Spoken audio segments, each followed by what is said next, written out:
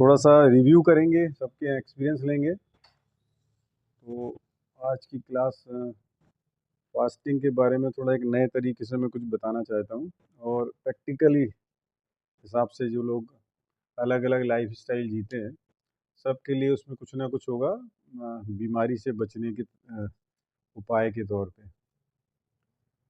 तो थोड़ा सा समय दे रहे हैं। एक मिनट, कोई फ़ोन आया है मेरा।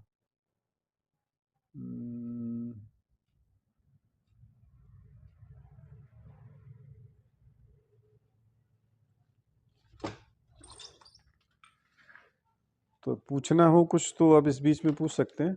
1-2 मिनट और दे दें लोगों को, है ना, और जो लोग आने चाहते हैं तो ज्वाइन कर लें।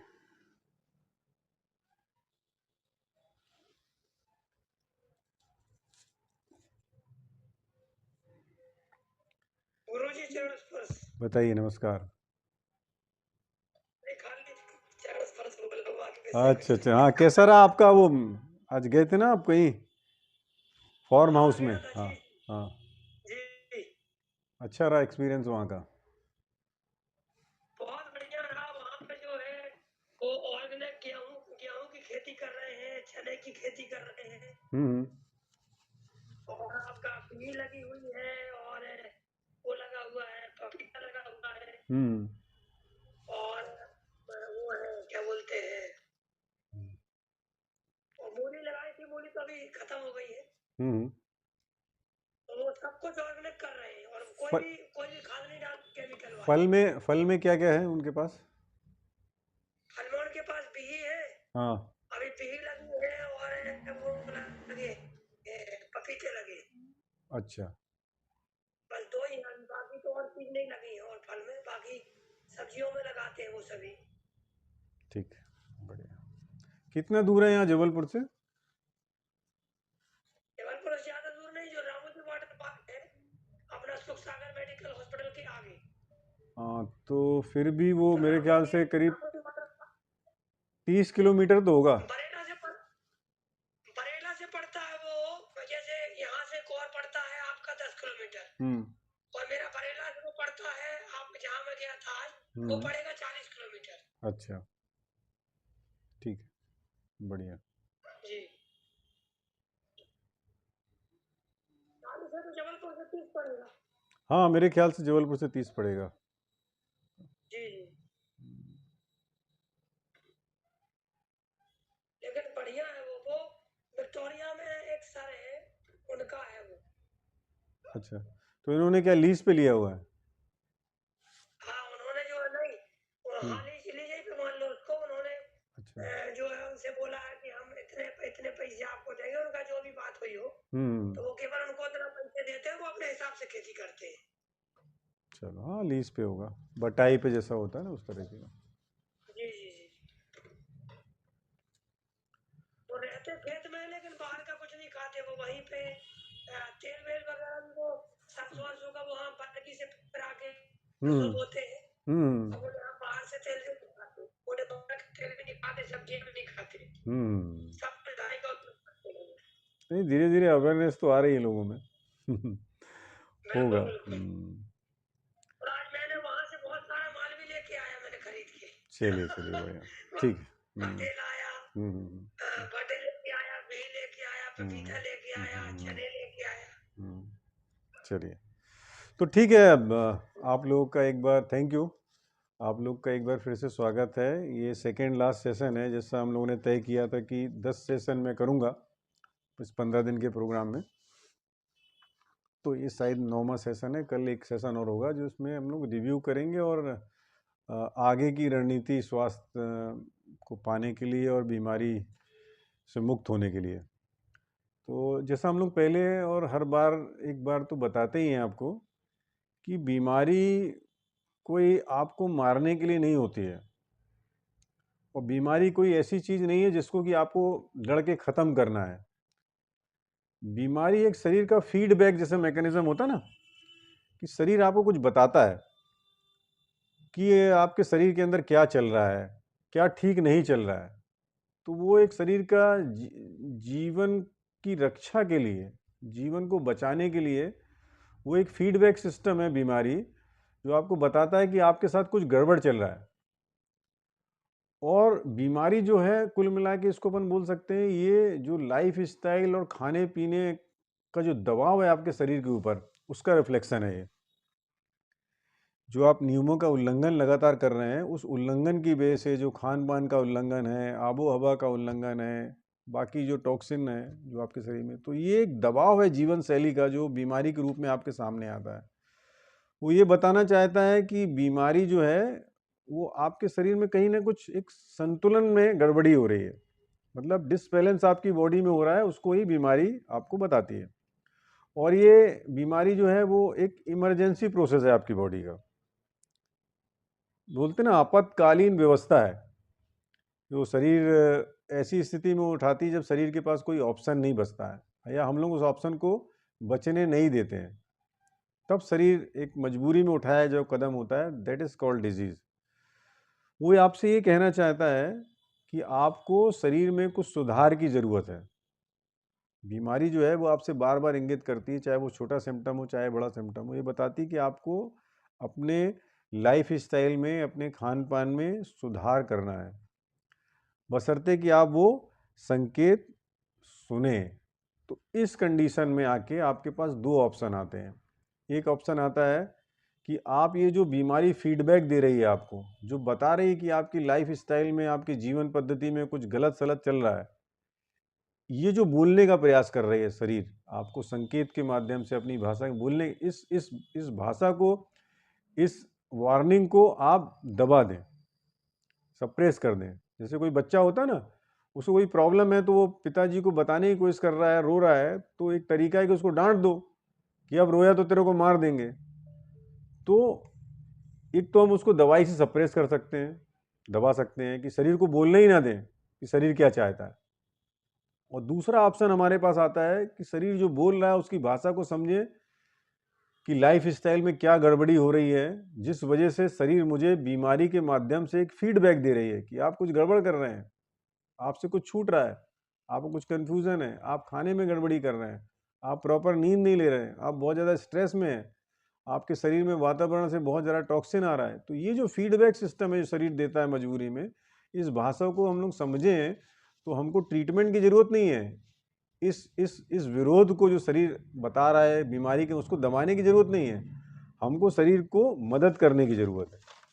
तो ये मदद जो होती है, इसमें जो सबसे पावरफुल मदद होती है, जिसको हम लोग बोलते हैं फास्टिंग इज सुप्रीम मेडिसिन, है ना। फास्टिंग इज सुप्रीम मेडिसिन मतलब कि जो लंघनम परम औषधम अपने यहाँ लिया हुआ है, चरक संहिता में लिखा हुआ है ना, कि लंघनम परम औषधम मतलब कि उपवास जो है सर्वोत्तम चिकित्सा है। ये बात जितनी बोलने में आसान है, कई बार उतनी समझने में कठिन रहती है। और समझने में कठिन होने के बावजूद यदि नहीं भी है कठिन, तो भी उसको अपनाने में बहुत दिक्कत है। क्यों? क्योंकि हमारा सेटअप ऐसा बना हुआ है कि हम लोग हमेशा शरीर के जो फीडबैक सिस्टम है, जो शरीर आपको बार बार वार्निंग देता है कि आप सुधर जाओ, हम इस वार्निंग को बोलने ही नहीं देते, अलार्म को हम दबाते रहते हैं। तो उसको यदि हम ना दबाएं तो हमारे पास एक माध्यम है, बहुत पावरफुल, प्रकृति ने दिया हुआ है। वो ये बोलती है कि जब आप बीमार हुए तो आपको कुछ नहीं करना है। कोई यदि पूछे कि मैं बीमार हुआ है तो सर मुझे क्या करना चाहिए, तो मैं बोलूँगा कुछ भी नहीं करना है। पहला सबसे बड़ा रूल है, यदि आप इसको कर सकते हैं तो कुछ भी नहीं करना, मतलब ना कुछ खाना ना कुछ पीना, पड़े रहना। आप बहुत सारे लोग इसमें चौंक जाएंगे कि अरे ये तो क्या बात हो गई, आप तो बोले खाना नहीं खाएंगे तो शरीर में ताकत कैसे आएगी। ये कितना बड़ा भ्रम है, जिस भ्रम की वजह से पूरा साम्राज्य जो है ना ट्रीटमेंट का दुनिया में चल रहा है। जिस दिन इस भ्रम को हम समझ जाएंगे तो हम ये भी समझ जाएंगे कि बीमारी होने पे कुछ करने की ज़रूरत नहीं होती है, जो कुछ करता हमारा शरीर करता है, हमको शरीर को हेल्प करना पड़ती है। और वो हेल्प क्या होती है? ना कुछ खाना ना कुछ पीना, बिस्तर में पड़े रहना, रेस्ट करना। यही एकमात्र तरीका है सबसे पावरफुल, जिससे सब बीमारी सबसे जल्दी ठीक होती है। आपको याद होगा, शायद मैंने इसके पहले ही बताया कि जितने दुनिया में क्लासिकल बड़े बड़े सेनेटोरियम है जो नेचुरोपैथ लोग चलाते हैं, हर्बर्ट सेल्टन जिनका हम लोग जिक्र करते हैं, हम गुरु मानते हैं, उन लोगों के यहाँ सिस्टम क्या था? वहाँ पे खाद्यवाद वाला सिस्टम नहीं जो हम लोग चला रहे हैं। वहाँ तो सीधे आप आए, आपको कैंसर है, आपको ट्यूमर है 1 किलो का, 40 दिन फास्टिंग, 40 दिन उपवास। आप सोच सकते हो, 30 दिन उपवास, 21 दिन उपवास, ये तो मिनिमम रहता है। और कैसे उसको कंडक्ट करते हैं? सुपरविजन में उसको कंडक्ट किया जाता है। उसमें क्या उसको लिक्विड देंगे और कितनी देर उसको पानी देंगे, ये सब उसका सिस्टमेटाइज है, वो पूरा पूरा साइंटिफिक बेस है। तो कैंसर के रोगी हैं, बड़ी बड़ी जो दुरूह बीमारी हैं, जो इनक्योरेबल डिजीज के नाम से हम लोग जानते हैं, वो सभी ठीक होती हैं। और बहुत पॉपुलर था वो एक ज़माने में, तो इसका क्या बोलते हैं, पूरे यूरोप में, अमेरिका में इसका आंदोलन चालू हो गया था। फिर बाद में उसको सप्रेस किया गया, दूसरा कारण है उसका। सेकेंड वर्ल्ड वार के बाद क्यों उसको सप्रेस किया, वो अलग इतिहास है। लेकिन ये ऐसी एक पद्धति है, ऐसा एक पावर है जो प्रकृति ने आपको दिया हुआ है। बस समस्या ये है कि जानवरों को याद है, हम लोग भूल गए। सभी जानवर विदाउट एनी एक्सेप्शन जब बीमार होते हैं तो उनके पास तो कोई डॉक्टर नहीं होता। शहर के जानवरों की बात हम नहीं कर रहे हैं, हम बात कर रहे हैं वो जानवर जो प्राकृतिक जीवन पद्धति अपना रहे हैं या जंगल में रह रहे हैं प्राकृतिक नियम के अधीन।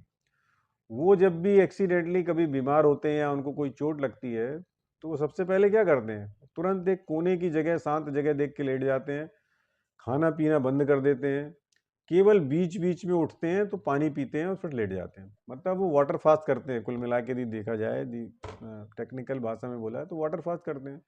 और कब तक करते हैं उनको कुछ नहीं मालूम है, कब तक, जब तक कि वो ठीक नहीं होते हैं। उस दौरान कई जानवरों की हड्डियां दिखने लगती हैं, लेकिन वो करते रहते हैं। और जब वो ठीक होते हैं फिर वो उठते हैं, फिर वो अपना शिकार करते हैं, खाते पीते हैं, ठीक हो जाते हैं। तो ये एक ऐसा पावरफुल औजार, बिल्ट इन सिस्टम बोलते हैं ना, ऑटो रिपेयरिंग सिस्टम प्रकृति ने दिया हुआ, और उसको 2017 में नोबेल प्राइज भी मिल गया। पहले तो चलो लोग बोलते थे चलो ये धार्मिक लोग का काम है, ये नेचुरोपैथ, नेचुरल हाइजीन वाले लोग कुछ ना कुछ बोलते रहते हैं, उपवास बहुत पावरफुल होता है।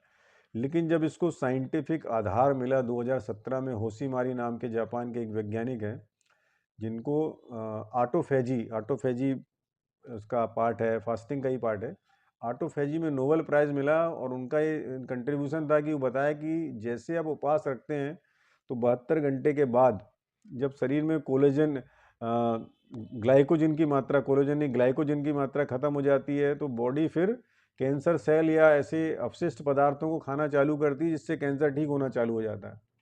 एनर्जी लेवल बढ़ता है, बहुत सारी चीज़ें, आपका ग्रोथ हार्मोन बढ़ता है, होम्योस्टेटिस बैलेंस होता है, बीमारियों के जो टॉक्सिन है शरीर से निकल जाते हैं और आपका शरीर ठीक होना चालू हो जाता है। तो आज दुनिया में कैंसर का या बहुत दुरूह कठिन बीमारियों का इलाज जो है उपवास से किया जा रहा है। हम लोग जितनी जल्दी इस बात को समझेंगे और उसको अपनाएंगे और विश्वास करेंगे तो हम लोग बीमारी से मुक्त रह सकते हैं। इवन इतने सारे जो हमारे साथ जो खेल चल रहा है कि वातावरण अशुद्ध है, खाना खराब मिल रहा है, प्रदूषण है, पानी गड़बड़ है, उसके बावजूद भी यदि हमको फास्टिंग की रणनीति मालूम है, फास्टिंग करने का तरीका मालूम है और उसमें हमको विश्वास है, तो कुछ भी खाने वाने की ज़रूरत नहीं है। आप तो वाटर फास्टिंग करके ही बड़ी से बड़ी बीमारी ठीक कर सकते हैं। तो सवाल होता है कि बहुत सारे लोग इसमें ऐसे हैं जो रेस्ट प्रॉपर नहीं कर सकते, और या उनको ऑफिस में जाना पड़ता है, किसी कोई बैंक में है, कोई टीचर है, या कुछ ऐसे काम रहते हैं जिसमें वो लंबा रेस्ट नहीं कर सकते। तो उन लोगों के लिए जो प्रैक्टिकल प्रॉब्लम होती है, जो तकनीकी जो उनको दिक्कत होती है, उसके हिसाब से मैंने कुछ प्लान बनाया है जो मैं आपको बता सकता हूँ कि आप इतना सब करने के बाद भी लंबा फास्ट करने की ज़रूरत नहीं है। शॉर्ट फास्ट करके, इंटरमिटेंट फास्टिंग करके, 36 घंटे का फास्ट करके, 72 घंटे का फास्ट करके अपनी सुविधा के हिसाब से कर सकते हैं। तो मैं एक एक करके आपको कुछ 4-5 रणनीति बताऊंगा जिसको आप लोग इस्तेमाल अपनी सुविधा से, जिसको जैसा फिट लगता है या जो कर सकते हैं अपनी क्षमता के साथ, लेकिन ईमानदारी से करेंगे तब रिजल्ट मिलेगा। जैसे अभी हमने जो प्रोग्राम रखा था ये 15 दिन का, इसमें पहले तो करीब 50 लोग इसमें शामिल हुए थे, लेकिन धीरे धीरे धीरे लोगों की बहुत सारी टेक्निकल प्रॉब्लम रहती है, कुछ जेन्युइन प्रॉब्लम भी रहती हैं, और कुछ खाने की जो ललक है, जो एक आदत पड़ी हुई है ना। तो नेचुरोपैथी में एक कहावत बोलो या इस तरह की बात बोली जाती है कि जो जीभ का कच्चा है, मतलब जो खाने का ललकता है, वो कभी स्वास्थ्य लाभ प्राप्त नहीं कर सकता।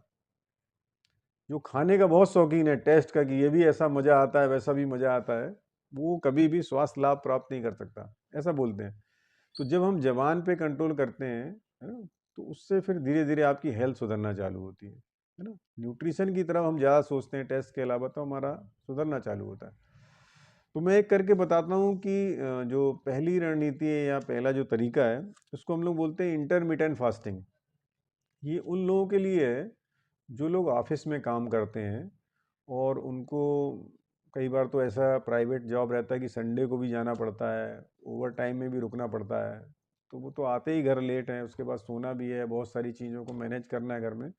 तो उनके लिए ये इंटरमिटेंट फास्टिंग, जिसमें 16 घंटे आपको पेट को खाली रखना पड़ता है, मिनिमम 16 घंटे, और बाकी 8 घंटे की जो एक विंडो होती है, या खिड़की बोलो, या जो गैप का समय रहता है, उसमें आप अपना खाना खा सकते हैं। ये एक उसका तरीका हुआ। इसको आप अपनी सुविधा से 16 की जगह 18 घंटे, 20 घंटे भी कर सकते हैं, 21 घंटे भी कर सकते हैं, 22 घंटे भी, वो आपकी कैपेसिटी है।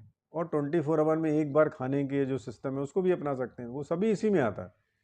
24 आवर 1 मील ए डे जिसको हम लोग बोलते हैं, वो भी इंटरमीडिएट फास्टिंग का एक तरीका है कि 24 घंटे में एक बार खाना, बाकी समय जो है पूरा शरीर आपका जो है पाचन से मुक्त है। तो उसमें एक फ़ायदा क्या होता है कि लास्ट मील जो आपने खाया, आखिरी खाना जो आपने खाया, उसको पचने में मान लीजिए 12 घंटे लगे, तो रात में आपने 6 बजे खाना खाया, तो सुबह 6 बजे आपके 12 घंटे हो गए, इसमें आपका खाना पचा। अब इसके बाद के जो घंटे हैं वो निष्कासन में जाएंगे आपकी गंदगी के, तो उसमें 12 घंटे तो आपका खाना पच रहा है, मतलब उस समय तक कोई फ़ायदा नहीं होने वाला आपको। उपवास के जो फ़ायदे होते हैं वो जब तक जो खाना पचता रहता है तब तक कोई फ़ायदा नहीं होता। जब खाना पचने के बाद आपका पाचन तंत्र शून्य हो जाता है कि अब कोई इनकमिंग नहीं होना है, तब चालू होता है आउट गोइंग का दौर, मतलब शरीर गंदगी निकालना चालू करता है सेलुलर लेवल पे, धीरे धीरे करके, हर जगह से। उसके बाद के पीरियड जितना आपका लंबा होगा, उतने आपके हीलिंग आवर्स होंगे, वो आपको फ़ायदा देने वाले हैं। तो ये जो ऑफिस वाले हैं, जो लोग काम करते हैं, उन लोगों के लिए ये रणनीति बहुत अच्छी होती है। कुछ लोग जिनको हफ्ते में 1 आध दिन रेस्ट मिलने की संभावना है, ऐसा काम नहीं है कि संडे को जाना पड़ेगा, तो उन लोगों के लिए एक तरीका है, जो लोग 1 मील ए डे करते हैं, उनकी बात कर रहे हैं। देखिए, अभी हम जिनके बारे में बताएंगे आपको, उसमें आप याद रख लेना, इसमें 2 टाइम 3 टाइम का जो कन्वेंशनल मील है उसकी बात नहीं है। ये हम उन लोगों के लिए बता रहे हैं जो सुबह फल खाते हैं, सलाद खाते हैं, ये खाते हैं, और रात में 1 टाइम पका हुआ खाता है, ये मैं उनके लिए बता रहा हूँ। जो लोग 3 टाइम पका हुआ खाते हैं, उन लोगों के लिए प्रॉब्लम जो है ज़्यादा बड़ा है, उनको बहुत लंबा कुछ करना पड़ेगा। उनके बारे में चर्चा नहीं कर रहा हूँ मैं, अपने बीच में उन लोगों के बारे में चर्चा कर रहा हूँ जिन लोगों ने अपने लाइफ स्टाइल में 1 मील ए डे को ले आए हैं, लेकिन उनके बाद भी उनको लगता है कि कुछ कुछ चीज़ें समस्या बाकी, उनके लिए मैं बता रहा हूँ। तो 2 बार के लिए नहीं है। तो आपको क्या करना है कि इसमें सुबह जो भी आप, जब भूख लगेगी 16 घंटे के बाद, उनसे फल सलाद सब्जी, जो भी जूस वूस करना है, और रात में 1 टाइम पका हुआ खाना खाएंगे।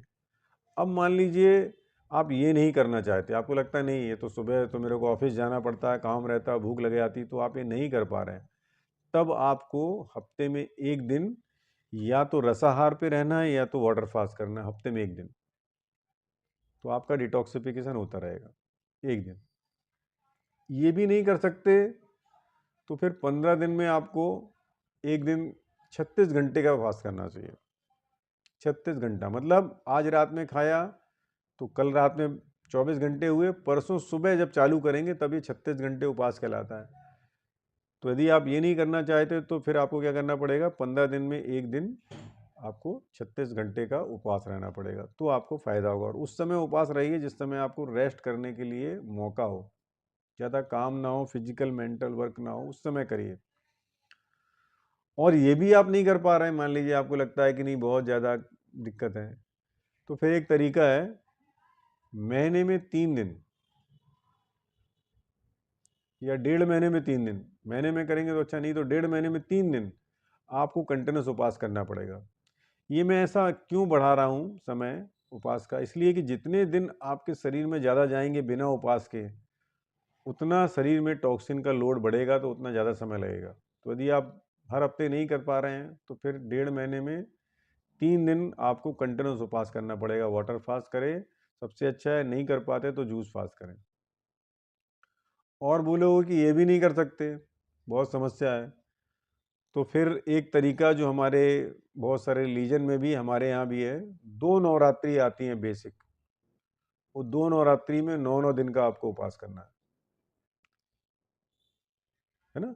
अलग अलग मौसम जब चेंज होता है तो 2 नवरात्रि आते हैं, तो दोनों नवरात्रि में आप यदि 9 दिन वाटर फास्ट या जूस फास्ट कर लेंगे तो ये आपकी हाउस क्लींजिंग चालू हो जाएगी। तब आपको कोई बड़ी बीमारी होने का चांस नहीं होगा, नहीं तो धीरे धीरे करके आज नहीं कल छोटी बीमारी होते होते या बढ़ते बढ़ते बढ़ते बढ़ते वो बड़ी बीमारी में कन्वर्ट हो जाएगी।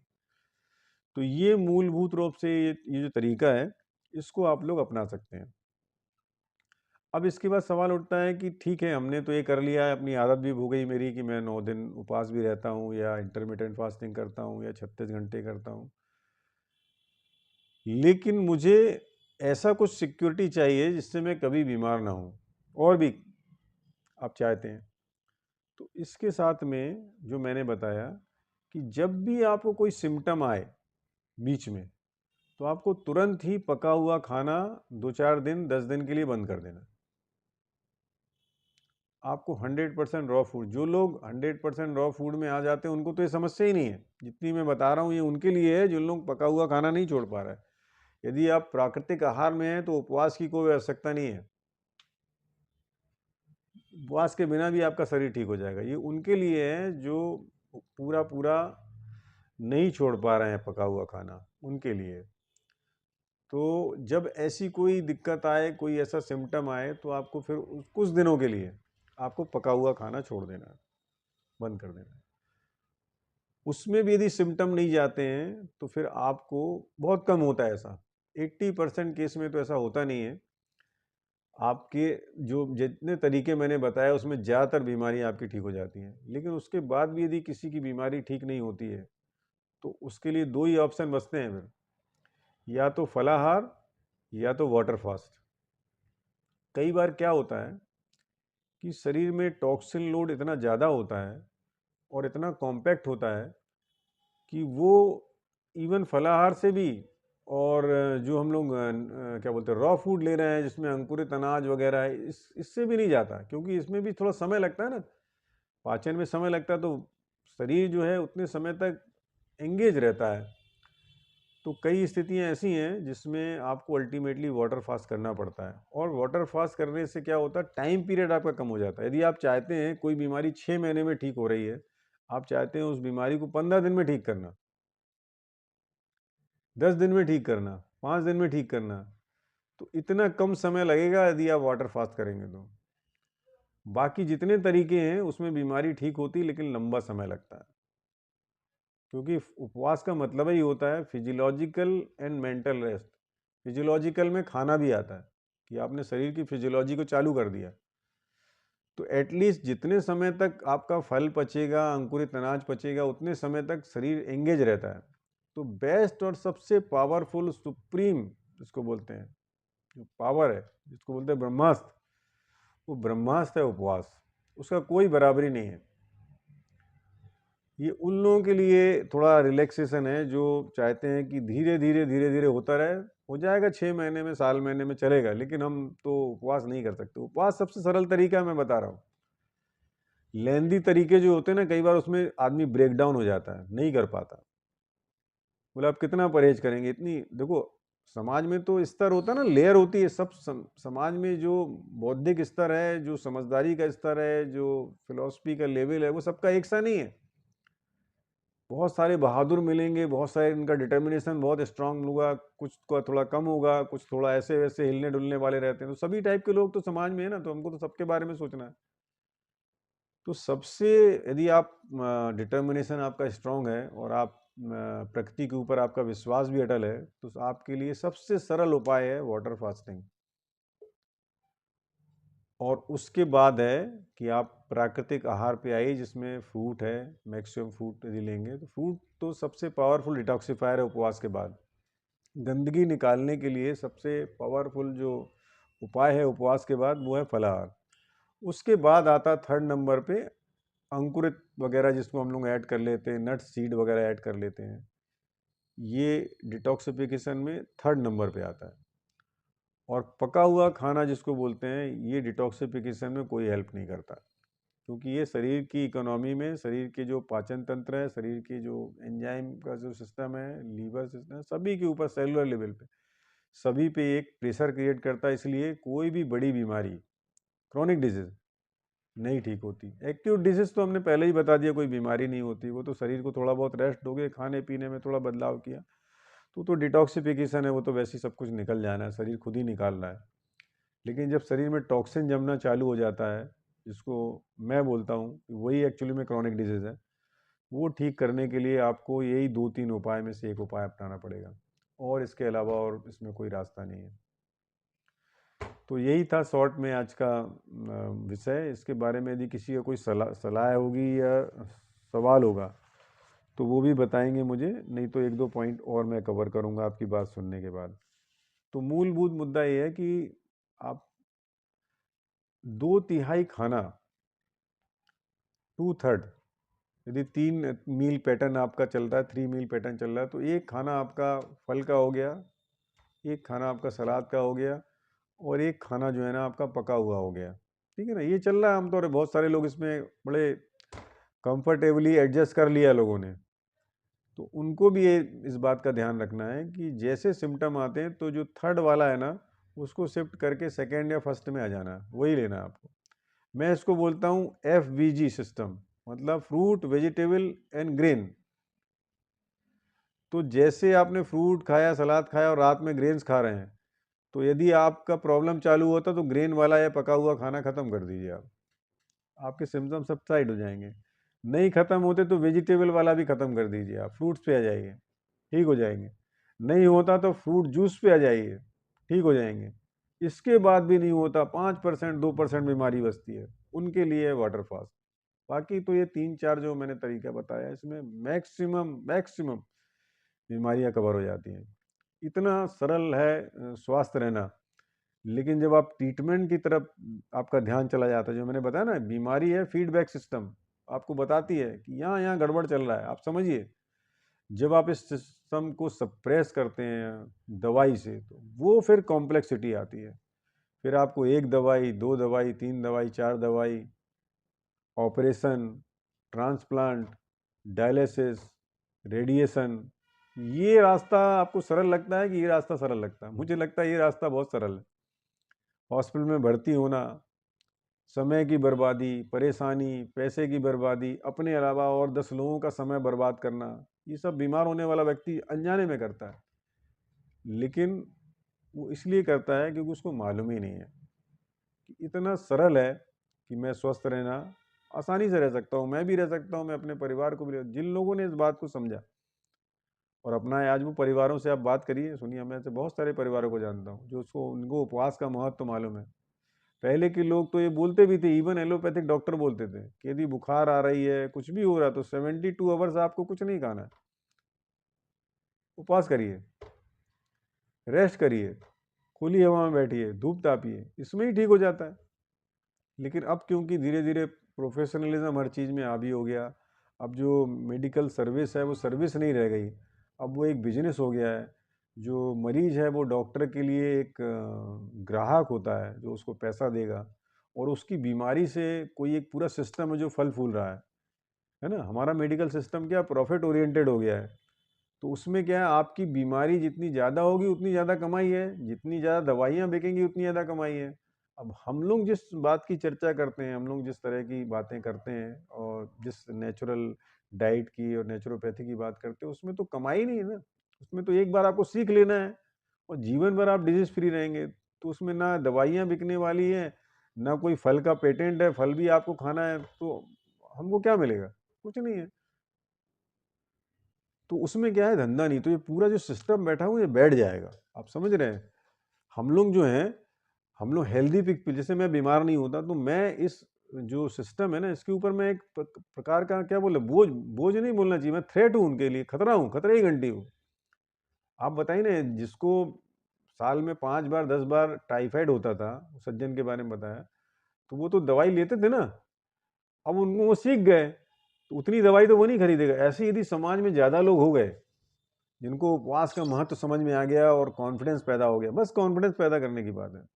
तो कहाँ की कौन सी दवाई, एक्सीडेंट केस को छोड़ के, और बहुत कोई इमरजेंसी केस हो कि आप एक्सट्रीम टेम्परेचर में फंस गए, कि बहुत गर्मी में, हीट में, या कुछ ऐसी इलेक्ट्रिसिटी है, बहुत सारी ऐसे एक्सीडेंट होते हैं, उस केस को छोड़ के बहुत कई बार इमरजेंसी ऐसी हो जाती है, वो उन लोगों के लिए इमरजेंसी आती है, बीमारी की इमरजेंसी भी उनके लिए आती है जिनकी लाइफ स्टाइल गड़बड़ है। मैं हम लोगों की बात नहीं कर रहा, हम लोगों का तो एक्सीडेंट कैसे ही हो सकता है, पोस्चर की गड़बड़ी से कुछ रोग हो सकते हैं, है ना, पोस्चर की गड़बड़ी से भी रोग होते हैं। तो ऐसी बहुत सारी चीज़ जो होती है वो एक्चुअली में खाने पीने का इसका नहीं। तो इमरजेंसी में कभी भी चिकित्सा की जरूरत पड़ सकती है, एक्सीडेंट केस में जाना पड़ सकता है, हॉस्पिटलाइज होना पड़ता है, अचानक ब्लड निकल गया, कट लग गया, तो हो सकता है इमरजेंसी बढ़ती है। लेकिन किसी बीमारी के इलाज के लिए किसी ट्रीटमेंट की, किसी पैथी की जरूरत नहीं है, किसी भी पैथी की जरूरत नहीं है, होम्योपैथी की भी जरूरत नहीं है, आयुर्वेदिक की जरूरत, किसी पैथी की जरूरत नहीं है, एलोपैथिक किसी की तो है ही नहीं। क्यों? क्योंकि बीमारी जो है, बीमारी के बारे में जो धारणा है वो एकदम ही गलत है कि बीमारी कोई हमारे लिए खतरा है। बीमारी हमारे लिए एक फीडबैक सिस्टम है जो आपको बार बार बताती है कि यहाँ प्रॉब्लम है, यहाँ प्रॉब्लम है, आप कुछ गड़बड़ कर रहे हैं। जिस दिन आप उसको ठीक करना आपने सीख लिया, जिस दिन आपने ये बात समझ ली कि हाँ ये जगह तो मैं गड़बड़ कर रहा हूँ, तो कौन सी चीज़ आपको मदद करने वाली है? ज्ञान। दो ज्ञान, पहली बात प्रकृति का ज्ञान, और प्रकृति का काम करने के तरीके पर आपका विश्वास। ये दो ही चीज़ आपको बीमारी से बचा सकते हैं। दवाइयों का ज्ञान आपको बीमारी से नहीं बचा सकता, वो केवल बीमारी को ट्रीट करेगा, सप्रेस करेगा, थोड़ी देर के लिए राहत करेगा, तीसरी बीमारी पैदा करेगा, और इस जंगल से आप, इस मकड़ जाल से कभी निकल नहीं सकते। आपको एक आज़ादी चाहिए। वो आज़ादी क्या है? डिजीज से और मेडिसिन से आज़ादी। वो आज़ादी दिलाने के लिए सबसे कारगर उपाय मैंने बता दिया, उपवास। एक बार इसको चालू करिए, 3 दिन के उपवास कोई भी कर सकता है, मैंने पहले ही बताया। बहुत ज़्यादा दिए, आप वेट लॉस नहीं हुआ, आपको बहुत कमज़ोर ना हुए हो, बहुत ज़्यादा एजेड ना हो, आपकी 70 साल से ऊपर की उम्र है, बहुत सीवियर केस आपके, जैसे लंग्स का, हार्ट का, कोई ऐसा सीवियर केस ना हो, तो उपवास करना से कोई दिक्कत नहीं होती, आराम से 3 दिन का उपवास कर सकते हैं आप। तो 3 दिन से ज़्यादा का उपवास नहीं करना चाहिए, वो किसी न किसी के सुपरविजन में हमको करना चाहिए। जो लैक्टेटिंग वुमेन होती हैं, जो बच्चे को दूध पिलाती हैं, उनको उपवास नहीं करना चाहिए। जो प्रेग्नेंट लेडी है उनको उपवास नहीं करना चाहिए। 12 साल से कम उम्र के बच्चे को उपवास नहीं करना चाहिए। हम लोग मतलब इंड्यूस नहीं कराते, यदि खुद भूख नहीं लग रही है तो नहीं खा रहा, वो दैट इज़ अलग अलग बात है। लेकिन हम लोग कभी छोटे बच्चों को उपवास के लिए नहीं बोलते। बाकी इसके अलावा तमाम लोग, इवन जो बुजुर्ग लोग भी हैं, यदि उनके साथ दिक्कत आई है तो शॉर्ट टर्म उन लोग भी उपवास कर सकते हैं, उससे भी फायदा होगा। ये तो स्टडी बताती है कि उपवास करने से digestion, growth hormone, sleep quality सब कुछ बढ़ जाती है। और ट्रीटमेंट से, आप बताइए किसी ट्रीटमेंट से आपकी लाइफ स्टाइल इंप्रूव होती हो तो? बीपी की दवाई से क्या आपकी लाइफ स्टाइल इंप्रूव होती है? कैंसर की दवाई से लाइफ स्टाइल इंप्रूव होती है? किसी दवाई से आपकी लाइफ स्टैंडर्ड में बढ़ती नहीं है। सिर्फ एक ही चीज़ से हो सकती है, नेचुरल डाइट, फास्टिंग, रेस्ट, और प्राकृतिक नियमों का उल्लंघन ना करना, यही माध्यम है। इसके अलावा बाकी सभी चीज़ें जो है ना, आपका समय, शरीर और सब कुछ खराब करने के लिए है। उस रास्ते से हमको नहीं जाना है। हमको तो प्रकृति के ऊपर विश्वास और समर्पण को हमको दिखाना है, और उसको ही फॉलो करना है, यही रास्ता है। Thank you. बताइए, और किसी का कोई सवाल हो तो। हाँ, सबसे पहली बात तो ये कि उपवास का ना सबसे बड़ी भ्रांति ये है ना कि उपवास सोचते कि सिर्फ कुक्ड फूड खाना, मतलब एक दिन ब्रेक करने के, तो लोग सब सोचते हैं उसी को उपवास समझ लेते हैं। वो लोग सोचते हैं कि यार एक दिन नेचुरल डाइट ले रहे हैं तो वही वो लोग उपवास में काउंट करते हैं लोग। देख, ये तो एक भ्रम है। वो एक्चुअली में फलाहार है, वो अपक्व आहार है। उपवास का मतलब होता है जिसमें हमको कोई भी न्यूट्रिशन नहीं मिलेगा। तो सबसे जो क्या बोलना चाहिए, 1 नंबर उपवास निर्जला माना जाता है, जिसमें वाटर भी एज ए न्यूट्रिशन हमारी बॉडी में नहीं जाता। लेकिन हम लोग निर्जला को ज़्यादा प्रमोट इसलिए नहीं करते कि वो करना भी है तो कम समय के लिए करना, पावरफुल है वो बात, सही है, कम समय के लिए लंबा निर्जला हम नहीं कराते किसी को। तो बाकी वाटर फास्ट है, वो फास्ट है। इसके अलावा जितनी भी चीज़ें हैं वो सभी आहार में आती हैं। वो आप सुविधा के लिए लोग बोलते हैं, फैशन हो गया है, लेकिन वो नहीं है। न्यूट्रिशन यदि आपकी बॉडी में जा रहा है तो वो उपवास की श्रेणी में नहीं आता, वो खाद्य की श्रेणी में आता। सही अच्छा, कहा। और जो ये फल का जो जूस होता है वो और जो वेजिटेबल जूस होता है, इन दोनों में डिफरेंस क्या आता है दोनों में?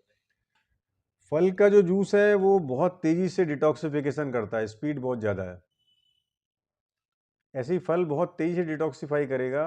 यदि बहुत तेजी से डिटॉक्सिफिकेशन हो रहा है, आपको इसको कंट्रोल करना है, कम करना है, तो आपको तुरंत फ्रूट छोड़ के वेजिटेबल पे आ जाना चाहिए। फल को कई बार लोग जिन्होंने कभी फल इतना नहीं खाया जीवन में और बड़ी बीमारी से ग्रसित हैं, तो हम लोग कभी भी एकदम से उनको फ्रूट डाइट नहीं बोल देते हैं।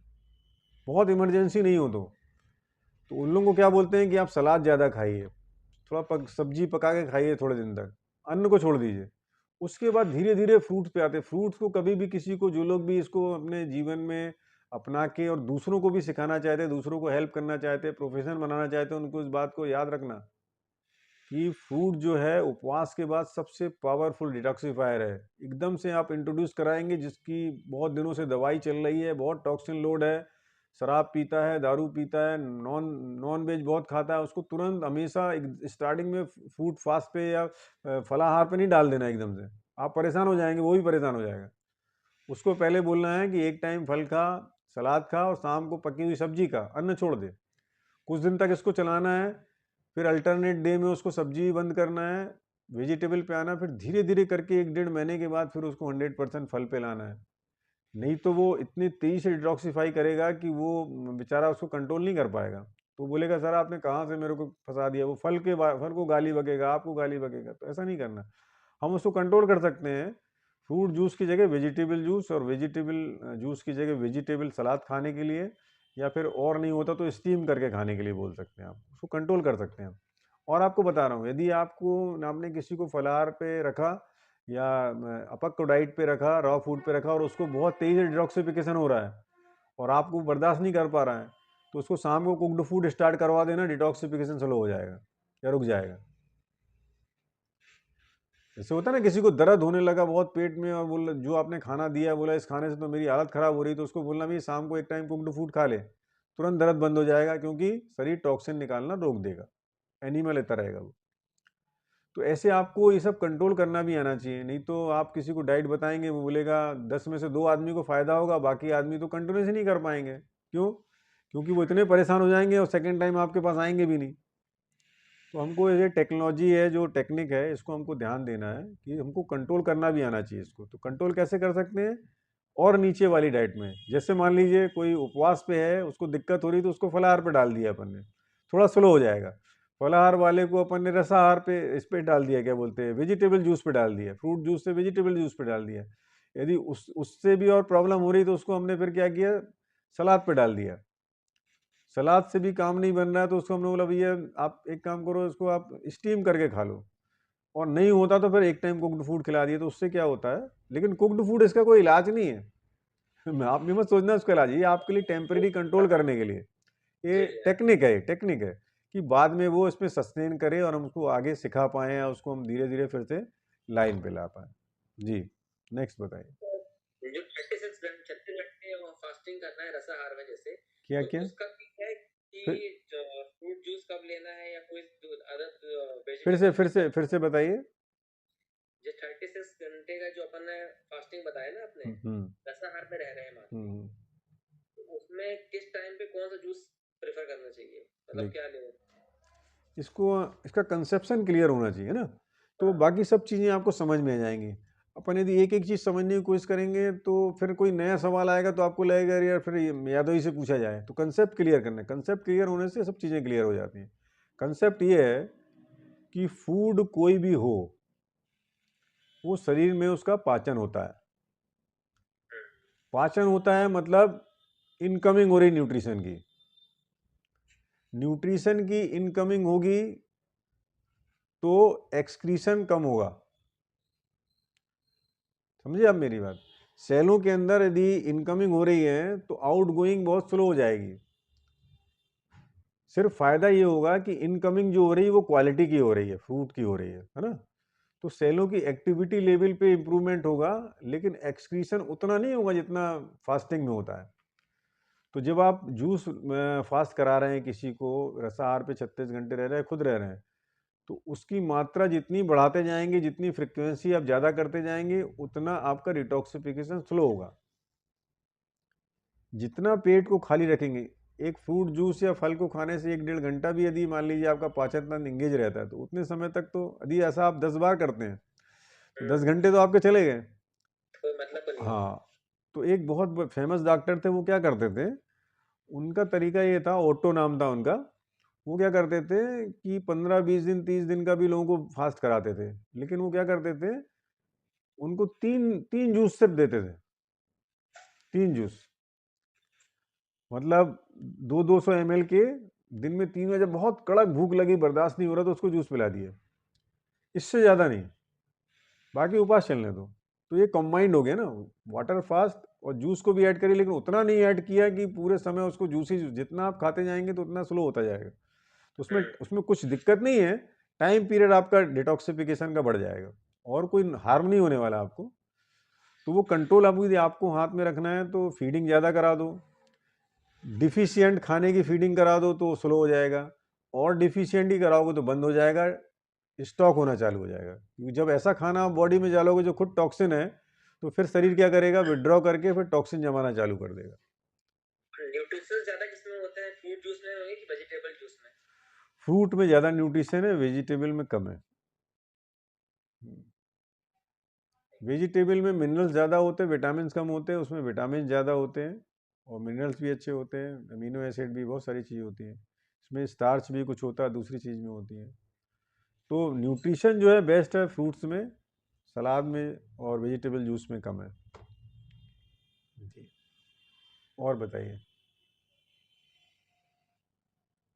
किसी का और सवाल है?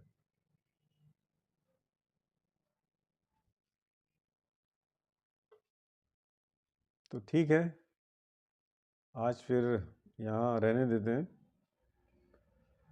और कल हम लोग मिलेंगे नहीं समय, और थोड़ा एक्सपीरियंस आप लोग को बोलना है सभी को, कुछ ना कुछ अपना, जो 15 दिन जिन्होंने सीरियसली किया है, तो डेफिनेटली उनके शरीर में कुछ ना कुछ तो परिवर्तन हुए होंगे। वो परिवर्तन इसलिए भी मैं सुनना चाहता हूँ कि उससे मुझे भी सीखने मिलता है। अच्छा, आप सीख रहे हैं ऐसे मैं भी सीख रहा हूँ, और सीखने की कोई लिमिट नहीं होती है। हर आदमी का जो एक्सपीरियंस, व्यक्ति का एक्सपीरियंस होता है, वो कुछ ना कुछ सिखा के जाता है।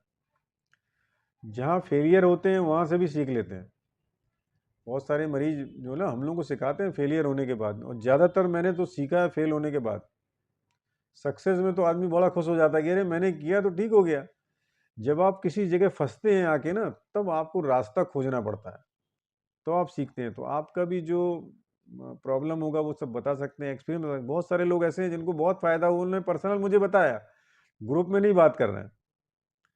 उन लोगों को भी चाहे नहीं बताना चाहते तो अपना वीडियो बंद करके आवाज़ से बता सकते हैं, लेकिन मैं देखा से बहुत सारे लोगों को बहुत फ़ायदा हुआ। मेरे को पर्सनल लोगों ने बताया, फ़ोन करके बता रहे हैं, मैसेज कर रहे हैं, लेकिन वो पता नहीं क्यों संकोच, उनको लगता है मैं अपनी बीमारी के बारे में लोगों, नहीं नहीं नहीं, बीमारी हमारी कुछ नहीं है। मैंने क्या बताया आपको, ये जो बीमारी के नाम दिए हैं ना, सब बकवास है। नेचुरोपैथी में डायग्नोसिस की कोई वैल्यू नहीं है, बीमारी के नाम की कोई वैल्यू नहीं है। मैंने बताया सभी बीमारी एक ही है, तो आपको बिल्कुल संकोच नहीं करना है। आपको तो बता देना है कि मुझे तो ये तकलीफ थी, मेरी ये तकलीफ ठीक हो गई, या ये तकलीफ थी तो मुझे ये दिक्कत आई, और फिर मुझे क्या करना है, तो क्वेश्चन पूछ सकते हैं। तो बिल्कुल भी संकोच मत करिए, और बोलना सीखना है हमको। आप लोग को आगे चल के जैसा मैं कर रहा हूँ वैसा ही करना है, दूसरों को समझाना है। मैं जितना कैपेसिटी समझा रहा, इसीलिए इतनी प्रेशर दे रहा हूँ, इतना जोर डाल रहा हूँ, आप लोग को समझाने की कोशिश करता हूँ, पढ़ता हूँ, पॉइंट बनाता हूँ कि आप लोग सीख जाओ। जिस दिन आप लोग सीख जाओगे तो मेरा प्रेशर जो है ना कम हो जाएगा। मेरा तो दरवाज़ा आपके लिए 24 आवर खुला हुआ है। जो लोग सीखना चाहते हैं मैं पूरा सिखाऊंगा, जितना मुझे आता है मैं बताऊंगा, नहीं होगा तो दूसरी जगह से मैं व्यवस्था करा दूंगा, बशर्ते आप सीखने के लिए तैयार हो। हम लोग यहाँ कोई बिजनेस नहीं कर रहे हैं, यहाँ पे हम एक ऐसी चीज़ को बताने की कोशिश कर रहे हैं जो मानवता के लिए, समाज के लिए, और हमारे जैसे देश जो गरीब देश है, जहाँ के लोग, लाखों लोग, गरीब लोग, गांव के बेचारे ज़मीन गिरवी रख रख के शहरों में इलाज करा रहे हैं, और हम लोग के पास मालूम है, सब ज्ञान है, और हम लोग यदि नहीं पहुँचा पा रहे हैं उनके पास, तो मैं अकेली तो मेरी कैपेसिटी नहीं है ना पहुंचाने की, तो हमको क्या आप जैसे लोगों की ज़रूरत है। तो ये आपका व्यक्तिगत मामला नहीं है कि हम इस डाइट को फॉलो करें नहीं करें, ये मेरा व्यक्तिगत मामला नहीं है। ये व्यक्तिगत, हमारा शरीर ही व्यक्तिगत नहीं है ना, ये मैंने बनाया है और ना मैं इसको जैसे तैसे तोड़ मरोड़ सकता हूँ। मुझे ये प्रकृति ने रहने के लिए दिया हुआ है, मेरे माता पिता के द्वारा, प्रकृति की एक गिफ्ट के द्वारा मुझे मिला हुआ है। और इसको इसको मिलने के साथ मेरे ऊपर एक जिम्मेदारी आ गई है। वो जिम्मेदारी ये है कि शरीर को highest level of physical and mental health तक पहुंचाना है। ये हर मनुष्य की जिम्मेदारी है कि ये प्रकृति की जो रेशियल हेरिटेज जो मुझे मिला हुआ है ना, जब से मान आप जिंदा हैं, ये इस बात का प्रूफ है कि जब से इस जीव इस पृथ्वी में उत्पत्ति हुई है, तब से आप तक कोई लिंक टूटा नहीं है। कितनी बड़ी बात है, आप सोचिए कि आप जो आज खड़े हैं, जो मैं जो बोल रहा हूँ, ये इस बात का प्रमाण है कि इस पृथ्वी में जब से जीव की उत्पत्ति हुई करोड़ों अरबों सालों पहले, तब से लेके आपके बीच में कोई लिंक नहीं टूटा है। इतनी वैल्यू होती है लाइफ की। तो इस लाइफ को हम लोग जैसे तैसे तोड़ मरोड़ नहीं कर सकते। हम लोग को इसको फिजिकली और मेंटली बहुत ऊंचे लेवल पे ले जाना है। Highest form of gene transfer करना है सामने लोगों को, हाईएस्ट फॉर्म ऑफ ज्ञान ट्रांसफर करना है, हाईएस्ट फॉर्म ऑफ एनर्जी लोगों को दिखाना है। तो कैसे हो सकती है? जो हम प्रकृति को समझें। हम प्रकृति से लड़ नहीं सकते, लड़ना भी नहीं, प्रकृति के साथ में सामंजस्य पैदा करना है हर चीज़ में। चाहे आप व्यापार करो, चाहे आप धंधा करो, चाहे आप हेल्थ मेंटेन करो, चाहे आप खेती करो। जिस दिन ये मूल नियम आपने बना लिया, तभी इस विश्व ब्रह्मांड की और इस पृथ्वी की रक्षा होगी। नहीं तो ये पृथ्वी तो जा रही है खतरे में। हम लोग सोचते हैं कि हम लोग क्या सालों साल अरबों साल तक इस पृथ्वी में बने रहेंगे, जरूरी नहीं है। इतने सालों की जो पृथ्वी हो गई, अब आगे इस पृथ्वी में मनुष्य जाति बचेगी नहीं बचेगी, ये डिपेंड करता है कि हम लोग कितनी जल्दी प्रकृति के साथ में अपने आप को सामंजस्य बैठा लेते हैं। यदि हम लोग नहीं बैठा पाएंगे तो मानव जैसे बहुत सारे जीव इस पृथ्वी से खत्म हो गए, मानव भी इस पृथ्वी से खत्म हो जाएगा। तो ये मेरा व्यक्तिगत सोच या व्यक्तिगत चॉइस का मामला नहीं है कि मैं इस डाइट को फॉलो कर रहा हूँ नहीं कर रहा हूँ। ऑर्गेनिक भी नहीं है तो दवाई को डाल लो, कुछ कर लो, ऐसा कर रहे हैं ना लोग। ये पागल हैं लोग। जो लोग पैसा कमाने के चक्कर में इस पृथ्वी को नष्ट करने में लगे हुए हैं, इनको मालूम ही नहीं है कि जिस घर में मैं रहता हूँ मैं नष्ट कर रहा हूँ। ये मेरे पूर्वजों के द्वारा तैयार किया हुआ ये सब शहर देश जो गांव सब बना हुआ है, इसको हम लोग बर्बाद कर रहे हैं। तो इसको हम ठीक कर सकते हैं बशर्ते कि हम प्रकृति को समझें और प्रकृति के ऊपर विश्वास करें और समर्पण करें। Thank you.